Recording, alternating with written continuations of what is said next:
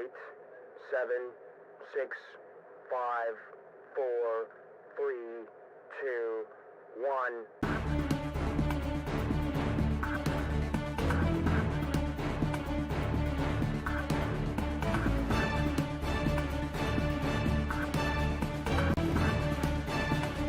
Ko university lo awe pe mo lo mo mama ni ai o fa ko tu ya e lo se le hala va lo laftani professor lo ke foto waka pe professor to kita social laftani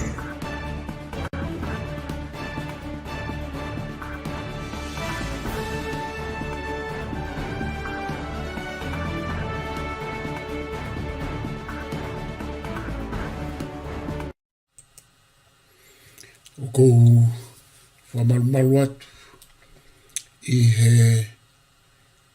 taukakapa pia mo e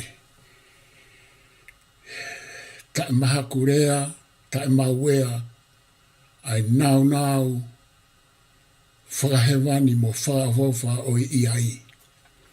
Pia kou whatapu atu he ki he kaitupu ai whanuani te whito ke matakari nana wala po menapuri o nautolo a Kempelani.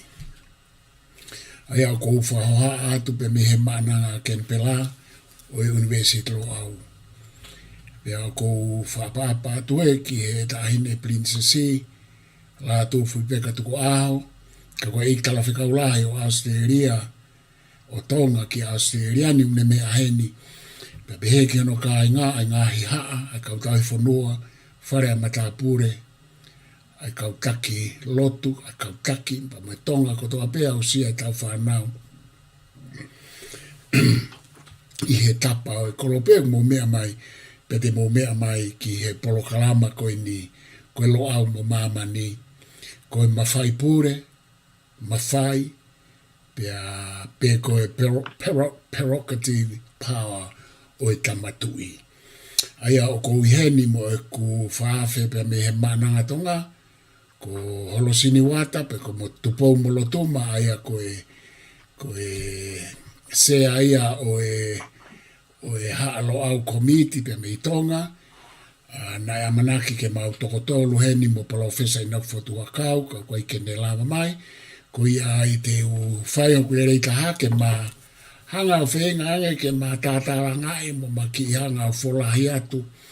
Hanga i whakaukau ke ma whai pure, ma whai, pia mo e prerogative power pe ku whakato ngai koe ma whai pure whakarewerewa e tu i koe angai ano whakato ngai. Koe koe ma whakato ngai, koe angai e whakato ngau whangau e aki. Kai te uto e wharoroa te u tukurewa ke whakata e whangako tupo molo tu maeni ke makamata malo e tau mao e aho ni tupo molo tu mo pe malo e fai fatongia mai mehena iyo ka te tu malo tau mo ngai fatongia fa iyo malo e fa hoko mai tau nga we mehena pa ku fa fia pe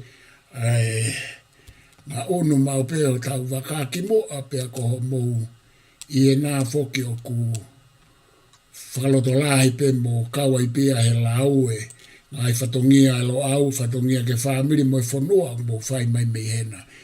Ka te tuku atu e tupo muma ke ta popo tatala pe mo tatatalanga pe whakaukau mahuna koni koe mawhai pure, koe mawhai mo prerogative power pe koe mawhai whakarewereva i hono whakatonga i o e tamatui, i e tu atonga.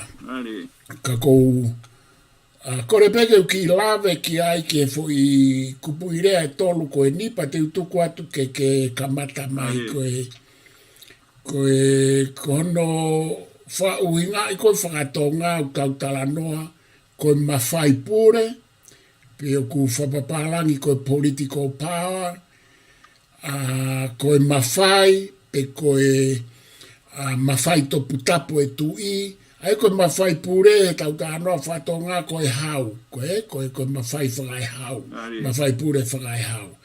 Pe rewa mawhai aena kutu atu, koe talanoa ia ki he topu tapu konga whaka otua, konga whaka lotu mawhai e tui. Pea humarewa matānaki mai pe mo prerogative power hano ngā akwa konstituto ne koe hao me Britania. Tauhanga whakatongai koe mawhai pure lewe rewa pe mawhai lewe rewa. Kai tuku ke matalanoa pe i he maalu atu pe te tau wiku ki whe. Ka kou kini atu pe ia. Pea kulahe ngai tālanga i he tawhake ai ako, pea moe mitia pe ke mitia whakasosiare i mawhai pure, pe koe mawhai, pe koe prerogative power, pe koe mawhai wharewerewa ano whakatonga i o tamatui, o tamatui ao ni tupo ono. Ka teu tuku atu e tupo molo tuma ke kamata mai ka tato ki hoko atu ai pe malo. Malawido e Profesa Wakani i tau mo ngahi hua whatongia me he whonuana pia mo e kupu whakawhikau aki o e tau Pōta Tala mau pe a talanga he lepa o e lo au o tau mananga neonga ko e ka venga whukia ka lo au mo mamani ka ko whiwhia mo pe mo tuani whawhtai ki he taimi u tau mau tai wai e tau tātala noa kawaki pe mga he kupu mawhai o tau whonua. E tau te whito ki he kupu koe ni o ku whotu mai e takawinga. E ko tui o ku whamawhana mau pe whawhiawhia. E tau lawa o tala noa i ha whonua o kea hano mawhai he. Tu kehe ange teimi lahi e walu. Ai kehe e tau ngai whakauhinga. Ka koe kehe i he iai e tau mea pehe. Ka ko tui i he ho i pangai pe ko ia uosi kamata ke ala kakala pe ka venga ia te ia pe nge mai hange ko ia tau whatalanga lahi kia ko e toenga pe ni mamani ai ngai pureanga uke ia e mawhai koe ni ko e tui pe ko tui e Profesa Laftani mea taimalahi nengo tau tālanga e ngahi i whauhinga kehe mono pangai, monoanga, mono tala ka e whausinga e ka weinga tala noa ia te ia pe o tautui ko e whanua o kumakehe i he toenga mai i he mamani koe ni ia i ha whanua mama whai pehe. Pea koe ia e Profesa Laftani ko tui whia mau pe motuani ia he mau tai wā, pe tau te whito ki e ka weinga koe ni. Ka tu mua ke uhoko atai pe ai o whakatau kei mai, pe moanga e tāna ke atu ki loto, pe moutu i te ke hulu e ngahi i turiki o e pai o e uhinga i ka weinga koe ni, o toi mangi ange. Taha whoke ni hanga hi ka weinga maheni, o tau tala noa mau pe ai. Pea koutui i na se tangahi wa i tā e Profesa Laftani na tau si tau tala no mai pe ngai kupu ko ni ngai turiki i o anga o e wakai mo whama popo ki loto ki he whonua koe ni o wea i hono whaunga mawhai i whaka e tui pe koe hange koe anenge whakatau kei mai hono hama e taha koe hau e whonua. E ko kau e mo tui he mau iwi mau pe e tau tālanga e whakau kau loroto e mo mau inga ai whakaukau anga maheni koe ni ka koe atakai ia u whotua e takawenga. Koe ia e po walu ko tui te watpe au ia haki hulu i atu. Whotua atu aki whikaua ki he poua ki atu e whatau kei mai. Kai te tau wakai ange ai hama ulu aki. Ai au ke whotu mai tau pehe koe. Wharia ia he konistu tone. E loua pe whoke tau motua i rea. Tau whatonga pe pehe ke rea whapapalangi. E tau ngā e kai hui whakaukau koe o tau whatonga mai pe koe tui. Kau maari e pito e powalo e mnofo hifo o to siofi nengo un tau osi tā i ahi whoki. E tau hangange o siofi ai hui lea tia pe. Ai nei ngā ke tau tu whalo e tau whangkui. Ia alupeta ia mo ne toi maria nge ke mo tuania e barosa laftani alupe a ho de ngo tau pe ko nge o ma opo pe fe unga pe anga kano ka ku kai hange unu pe mo tua ia ia e taimi ia e po walu to e fa hinga maria ange pe tau fa fa ria fo ke taimi lai hange tau fe tala no aki tau ta langa mo tau fangu i fa long pe i ka ni e na e si na na hanga fo tu ai ai mafai ko ni o ne hanga o whakasino aki ai whanonga e ngāhi kupu ke whanua e tau i koe haa. U whaunga maari e koe a e Professor Laftani. O kau e motua ni a i he tōna unou mau pē ai wha ana ua ke ai maha iwi ma mawhai ke tau tālanga ma tau wāri rei ka tau siofea nge ai anga hano alunga maari e ne tuku whaholo mai he a whi tau. Aniongo ia, habeho ta ki iwi kai tuku pe mua kai whai pe hano tālanga. Ko ia po wal ko mafana fo ki he ko o stalanga to lahi pe ko ke kau ko ia i he vai ta lahi au pito kai ke tau fa tana tu unga e talanga he kawenga ko ni kai tuku ke o atu pe au hano po aki fa kau kau ke to tana ki pe ke ngai fa kau kau anga maheni tau o si talanga ia ko ia fa ke ko ki he anga e ku fa uhinga e Professor Laftani ke ngai fa uhinga ko ni o talanga e fonua tau whatata peke kupu o e politikare. Hama o e whakauhinga o e politikare he anga e whakauhinga motuani.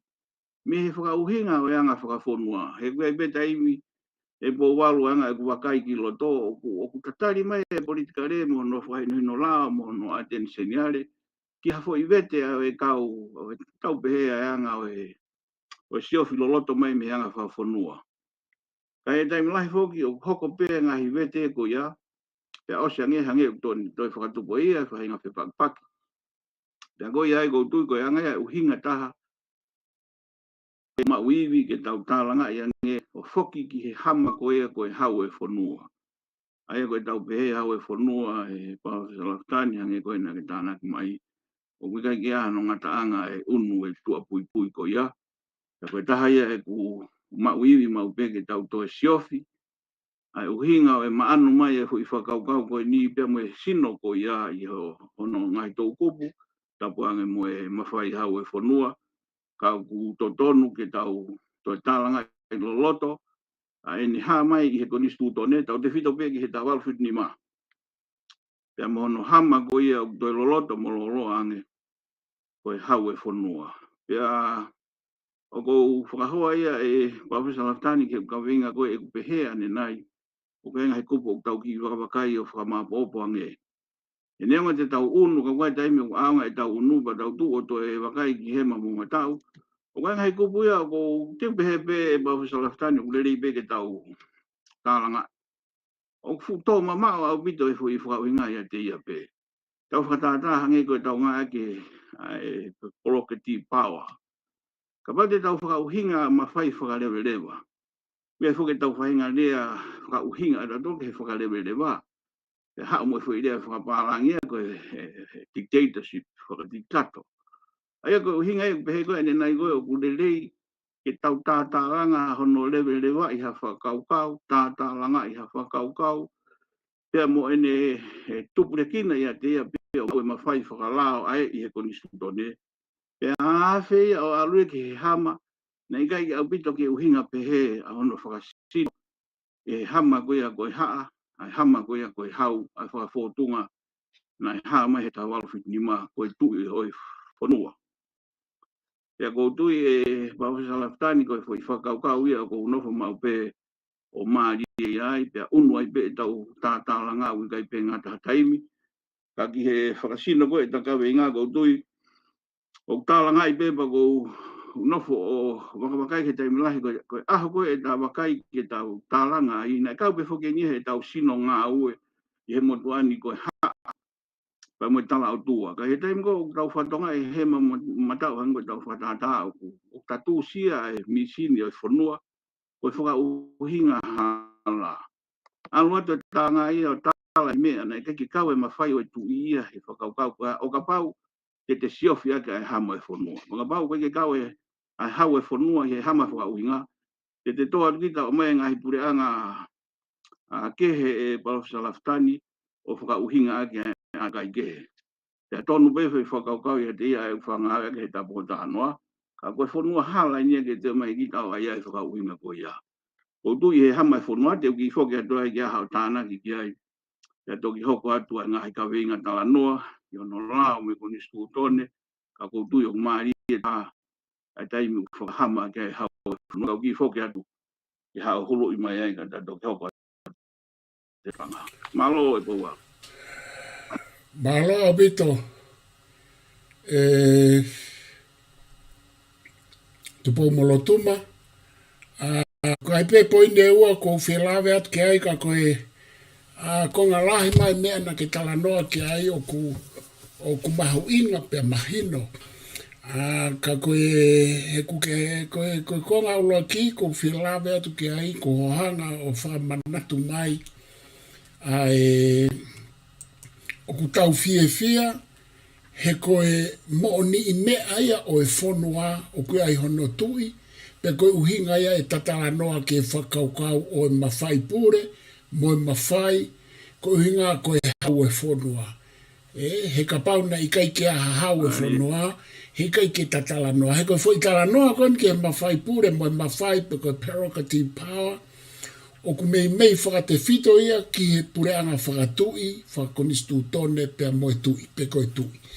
Pa ku ke hanga holo i mai ai tau monu ia koe ko hatau kānoa pe koe hinga monu ia koe ko hatau kānoa mo he misi ki a whainga whaure ke o prerogative power pe ko no liriu koe mawhai whakarewe wā o ku i kai pe te ufu mawhana ki he whakarea koe mawhai whakarewe wā a prerogative power ka te ulawe ki a anai ka koe hanga ia hono whakatonga i mahalo i tō ngā pe koe whakatonga i pēka o loia koe ke whloko mau pau ki ai ka koutui koe poini ula kia ko whia lawe atu ki ai koe poini ua ko hanga o whamamawhai mai poini e tupou molotuma o kui ai ai whetō kaki ai ngāhi mau i he tau talanoa ke mawhai pure pe moe mawhai pe koe prerogative power pe koe mawhai make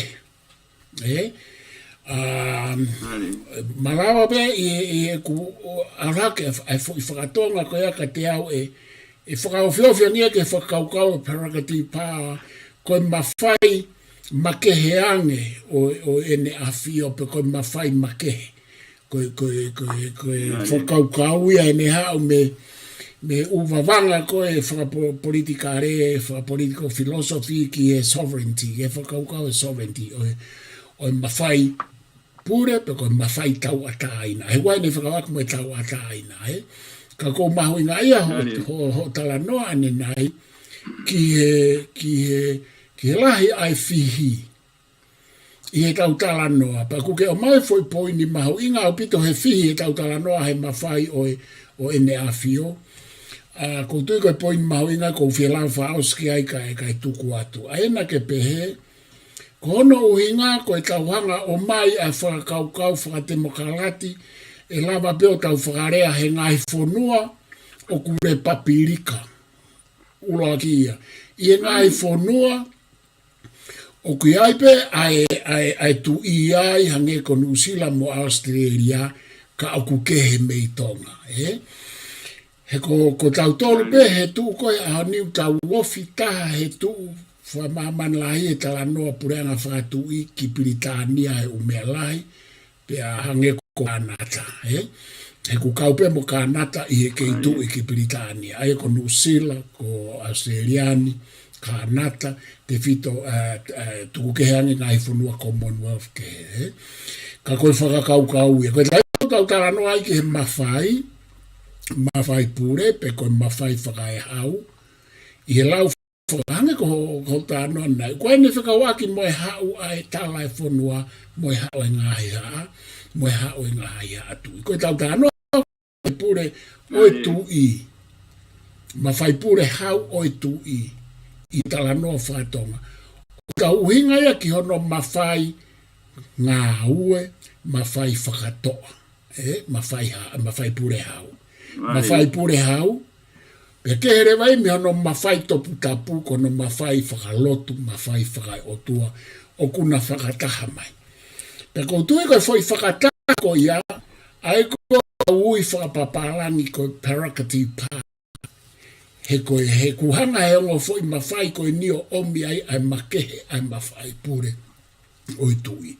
Pe ku whekau kia mo no tala tu whaholo, mo hono kunu stutone mo e whaunga whanua, o hai ke whakaukau oi pure tau atai nā pe koe sovereignty. Ka kuke sanga e koe o hulu mai, ai mahu inga, ke tonu e tau whakauhinga, oua te tau omi e whakaukau, te mokalati pe politiki whakau republika, o whenga ke tau whakauhinga. E hange ko ta anoa nenai. Na ke pehe.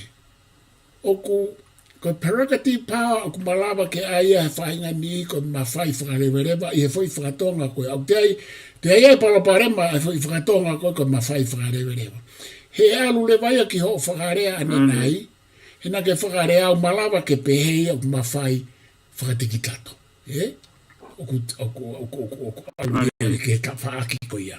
Ka aku tupunga he tau whakauhinga, ke tonu mo e whaunga e whanua, hange ko tala roane. Ka te whakawhoke atu po molo tumaki ke hoko at malo. Malo bida e Bahu Salaftani. Ko tui ko e na tau wafe whoki tau luia ki he ngahi kawe ni he ko e anga mahenbe whoki e tau tālanga. Tau haa o mai ko hae tui. Beka ko e tau ki tuu ko e ni hange ko e whakaria e tālanga. Ko tau ki tu he koe ngahi mea ku hoko i he whanua e ni ta kawe inga aki. Wala te ngahi whakaria ni ihi o tonu pe ia ka tonu ke he whitu ke he au pito e Bahu Salaftani mi he whanua ni. Pea te watu e whakatātā ko i hange ke whakatu mai. Ko lewa ia ko e o whiwhine o lo au. Pea ko ia na ne matua ia e apitua koe ko wale lewa. I kau hala uta. Kau hangongo pe mai, kau halalalo. Pea koe hinga e pehe koe ka pau he kai ke te tau whakarea ngehe whakarea whakapalangi e Bahu Salaftani ka tau ki hulu ia. Ka pau he kai te contextualization ai, tau e taha awhe. Ke te hulu e ide koe whakarea welewa. Ke te asma i daia he te huu ki roto koe ni he senturi e taha pehe tawal fitni ma senturi e ua. Mai me ko ni stuto ne he nga e ko ni iono poni mo foi uhinga ka ia me me ko na uhinga e to le nga e ta hanga ko fa sino aki ne ngo he ko ta na ke o mai ko foi ia to tonu ia ka te tang foi to le to hulu pe e unu pe ia te ia pe o e unu pe ia Bahu Salaftani to wanga maheni ki ai ki a feita pe to unu tu ia ki wa feita pe to unu pe ia ko nga ia ko pe mafana ka vinga ka taunga unu mua o tolo pe e tau tāpe hange ko whaarea o taunga aki ko tau mau ange ki he lolo ko lolo tō whuki he rea ka upo pangi ke a maheni ai Bahu Salaftani me ka whanongo ko ha mea au ku loloto ko mea ia au ku hau mea i mawhai pawa pe ko ni loloto ange ko ni iwi ange pe ko ni iwi ange o tō tānaki mai mono hama hana tolu ko ni matua tu ange ko ne ulu tolu mai e whakau ko ia ke unu koe e Bahu Salaftani he kaweinga tātalanga hasino mawhai pe o fie ilo loloto ke kaweinga whakatata ko e kaweinga ko tu mawhai o whanua ka koe uhi koe ngahi whakauhinga koe ni ta whakarea e alupe aho he kai ke tau whanonga tau tolu kai tuangi a ngahi kupu ke he asi mai ngahi tālanga ia uni os whakatu pe ia ngahi tono no lahi i kai ke nofu hifo e analasio o siofi vete ki whatata ki he rea koe whakariwe rewa. Ia he no kupu e po walu tawanga maheni ki eka koe ngā unu pe koe ngā unu pe whai pe te tua sio mai. Ta koe fufoi uhinga tonu ene te whamatara kita ke eke he whanua ke he ia ui kai ka pito ke kaua e whanua e koe ni mono koni stutone e tawal fitni ma mono koni stutone koe si i tau whatunga motua Pea mo e tala tuku whakaholo o e whonua ni talo mea no haa tui me ni mange au. Ko ene whiunu aki ko ia e Palasa Laftani. O to e haa mai ange o ku man melie i ko e tui hou eiki. Whaunga whonua, whaunga tawa taina mo kere mo hono tufa. Ko e tau nofo siofi ko e hai ka veinga anga whonua. Pe ko e haha ka veinga. Ka au ka pau e mamaha e bo walo. Ai whababalahi e whonua ka gwenga e whaia. O mamaha au bito ia pe au whiunga pea mo ngahi tālanga e tau mana tui koe whonua ni nei whakasino aki ai whaunga loloto. Na kou tui koe angai e ka veinga awhi koe ke whakahoa i ni ihi whakauhinga he politika rea. Ngai sino ke he pe po wau te pe he pe e keke tuaki pe e politika rea te ia pe o toi e pe ngai sino mawhai na tuton ke tālanga loloto ange.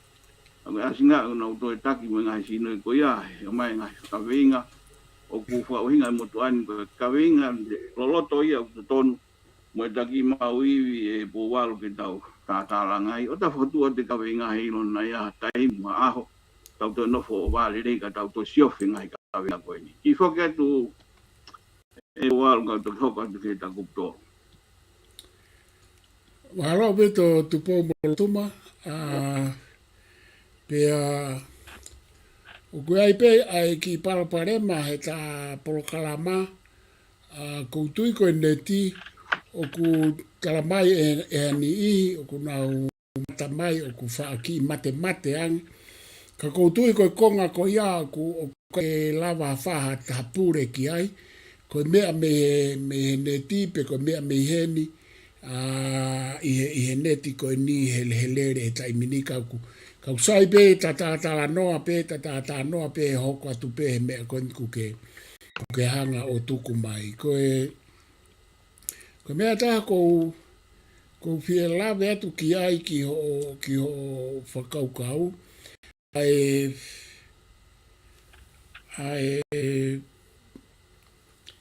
ko foi mea ko ke mawhai pure e tu i hange koe ku ke hanga o mai e, koe mawhai pure, political power, pe koe mawhai, pe koe authority, pe koe social rank, koe no whapapalangi e, pe koe social authority, foi kehe koe ia, pe haure mo whakaukau koe o prerogative power, e? Pako ne hau koe whakaukau prerogative power, ko no foi whakatonga kia te au ia ke whakaofi o koe mawhai pure whai whakarewa. Koe mawhai pure makehe ange o ene awhio. He koe ko whia whoki mai ki e tu pō molotuma. He koe hau e prerogative power. Aia koe tātala noa koe ni tata noa i uhinga whakakonistu tone, pe mo e tau uhinga tuku whakahoro whakatonga ai mawhai pure mo mawhai. Aia kupure ange ko glava nai kai hau, pe koe mawhai tapu, pe koe mawhai whakasosiare, pe koe mawhai whakalotu, whakapolitikare, pe kai to, kai ngā ue, whakasosiare, pe koe whakalotu, ka kuna whakataha. Aia koe fo i mawhai e ko ia.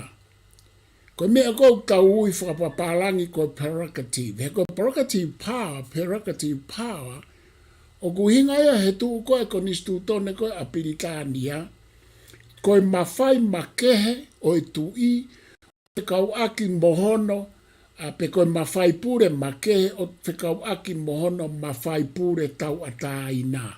Sovereignty. Pea o kumalawa rewa he prerogative power ta aluange ki ai ka kuku fie ta anaki pea koe ke whainga koe ke whakatau hoa pea moe tala noa koe ki he mai pure pea moe mawhai he tala noa. Aia koe kumalawa ve whoke a prerogative power aia he tu koe konistu tone a Britania o pehe. O kuia ia prerogative power o e pare na mo e kabineti, ka o kuai, ka koe ne, taimiko kau whakarea pe hai o kuia i ho nau prerogative power, pe ko nau mawhai pure makehe i e ku whakatonga aku. O ku hinga ia i e tu a Apiritania, ko nau mawhai pure makehe o ku whekau aki moe mawhai pure tau a tāina o e tui. O ku nau ihe malu malu pe whekau aki moe mawhai pure tau a tāina pe koe sovereign power o e tui. Aia koe fo i whakau kauia e tu pomolotuma ko whiehanga o tānaki atu. Koe whakau kauia o prerogative power. I he tu whakoristu tōna Britania. Aia oku i kai rewa ke upou i au ia i whakatonga koe ma whai pure whakarewe rewa. He kuhanga he ma whai pure whakarewe rewa i whakatonga kou tau whangawe aki ko ia. O aia hange ko ho tala noa koe anena hange kou whakatiki tato e ma whai pure e tui. Ka oku i kai koe tu koe ko nistu tōna Britania oku hinga prerogative power koe ma whai kehe o e tui e kau aki mohon a mawhai pure makehe pe koe mawhai makehe o e tui fe kau aki mohono mawhai pure tau a tāina koe tui, koe sovereign power, sovereignty o ku tuu tau a tāina pe i a te ia.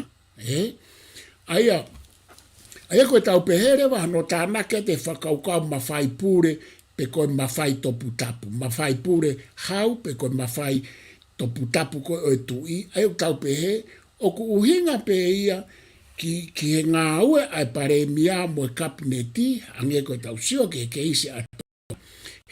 He wahe atu ai konga mawhai pure, pe mawhai hau e tui, kia ki nau tolu ke pare mia mo e kabineti tonga.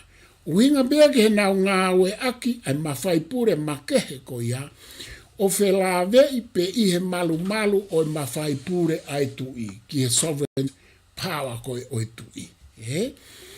Ka te uhanga o whakafoke atu tu pou molotu. Okay, come, Oma. Thank you. You already had a kiss. No, that's a farewell kiss. Okay, love you. I o hoko atu koe molotu makataki. I maloa pita e powaru koe whakaukau o Maria Fokia. Hange koe au ke o mai, pia koe taha Fokia o e fie mau. Ke ki kāwangai pia alu kono hanga hama e ua, hange koe na ta whotu ake kaweinga. Pia ta whoki hake rewa ki he Professor Laftani ki he tawaru whitni ma. Kai tukange ke taki siofi hange koe kaweinga o ke o mai. Ke vete mi he hama koe hau e whonua, ai hama koe koe tui, i whakonistu tone o e whonua ai koe na whakasino aki. O a whangatuku he tawa whitni ma. Ue rewa ngā hikaweinga wāwai po wau te ki i awhe nou me ki ai, ke o mai ange ke ne hanga o whakakaweinga, ai uhinga koe o ko mai o ke whakateaki a ngahi, wheto aki koe ni ui kai ke hanga e he whakatonga i a te ia pe, o ne hanga o ne mau whakua ange, ai motua i lea e ko hange koe ta kaweinga. Koe motua i lea na ia, motua i uhinga na ia, pe koe motua i uhinga ia ki tau au aluia o awhia o ni mai ia whotunga ke. Pe tau sia whirewa e po walu hange koe ni. I he wauliu me lao, tahi wa walu, ai ko mau e ngahi tatau a koe ia, ko hanga nge whakatātātu aki. O si hange ne mau e ai wauliu me hono kātoa e nima. Ai ko wauliu me nima koe ia, koe ai ngahi kupu wahe ai e te au no hiwa. Pea koe he tau e wanua ko tau pe o hiki hono ngahi mai mono, whakatatau mo e ta au, whakatatau mo hanga whotu who'o. Pea teimi koe au kamata rewa e mihe tahiwa walu ai no kumau me tahiwa noa tolu, hono ngahi hiki kehe koe ia, tahiwa wahiwa, tahiwa whaafitu. Koe hunga e uki o mai koe ake whakasino ange e Professor Laftani a eki naki na e whai he kau eki whakamaulahi aha ko ia, hange koe kaweinga koe ne o ke hanga holo i mai. Kana anau whakamamafa au bito e Professor Laftani na tau si tāwanga ke aika tupe mua, ke toi holo i ange he tene hanga ia o mai o tunga kua fiofi ange uhinga ia e tau pehe. Kai ke te whakakontextualize pe koe whakapalangia o e pui tua pe ko ho alu ke he hama o he hau e whanua. Te ke asi mai koe mo e whakakau maa ria, pe aongo man meri e ka koe me e na e uhinga ai hono whakasino he tau whankui o kaua e kau papalangi koe na o mai o tokai e na uhanga tātā alanga o na whakasino e kina kewa kau whamaulahi e Professor Lafkani o na e ki mai tau mana tui koe whonuani na e whakatū hono ahi whakauhinga whakalao aki ai kawe inga koe tau ataina o hangi koe au ke hanga tāna ki maari e mai. Pea nei te kiai ke purei whakakolonia e whonuani. Pea ihe whai tau ataina koe a e Professor Lafkani. Ia e tau pehena e ki naki mai kau tui whamaulahi koe ni ma kau tangata na nau tokoni ki hono liriu koe ni wasi mea e voriume he tahi wa walu ai ni utoi hiki fu mai pewa o ke he wafe o fulu nga no ngahi mono ka he taim ta tau ke whakasino pe ngahi kup ta tau osko ia ka pau he ke tau manatu i koe tairite fe o whani pe ia i he tau i he malu ngahi whanua koe ni he uhinga whakai malui uhinga fe whakawhitu taki pe mo ki nau tolu he ngahi uhinga te tau hanga rewa whakasino aki e tau whakauhinga lao e ngai whakau ke. O ka pau hei kai ke tau manatua, i he whauhinga mutu ani e Professor Lafkani. Tuki tāpuni ngai whakau ko ia ko ia. Ko e ko ni stuto ne ia te ia peo ko si māu. Ka i he tui a kau tangata ko inine ke nau tui ke toi whai no alasi. Mea panga ku tau wala ki ai, ka tungua ke hoko tau e po wala. Ka nau pehe rewa, o kuma anu mai o toi mai ke tau tolo ngahi lao, o e malu e ko miniweri o e whakau whamau anga. Aini ko oku tau teke ia he ahoni mai ko ni studone. Ko kai ki nake kau whamau e po walo. Uhinga ia kui pehe ko e nai ko e nau hanga o tuku mai e whare i ko ia pa nau whamanatu mai. Mō manatui, ko e whonuani na e lau peho mō tui, o kawai mo e kau whare i mei i muri. O nau tātāranga he whakau tau ataina. Whakakau. Hae wha idea whakakau e po walu he ki naki ko niwa o maari e ia ai. Ono whakasino e to bo uraki o asi hae e wha idea ko ea tātāranga ki ai tau. Ki naki mau pe e tau ofa mai o ngāo e aki ai whakakau loroto. E koe uhinga ena e ki naki e kau tanga tānsai. Whamapa opo rewa e Professor Lafkani pau whoki atu he tā walu whitni maa. Ai ki naki ko ea. Tau ataina ai e po walu ke tau waafe mau peo manatui. O e tua whahoro e tui e tawalu whitni maa.